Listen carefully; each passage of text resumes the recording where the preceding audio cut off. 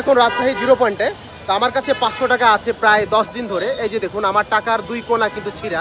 এই টাকাটা আমি কোথাও চালাতে পারতেছি না। পরে জানতে পারলাম যে রাজশাহী 0 পয়েন্টে এক মামা আছে, এই সেই মামা যে ছিঁড়া টাকা আপনার এক্সচেঞ্জ করে দেয়। মানে উনি ছিঁড়া টাকা নিবে, আপনাকে ভালো টাকা দিবে, তার বিনিময়ে মামা কিছু টাকা রাখবে।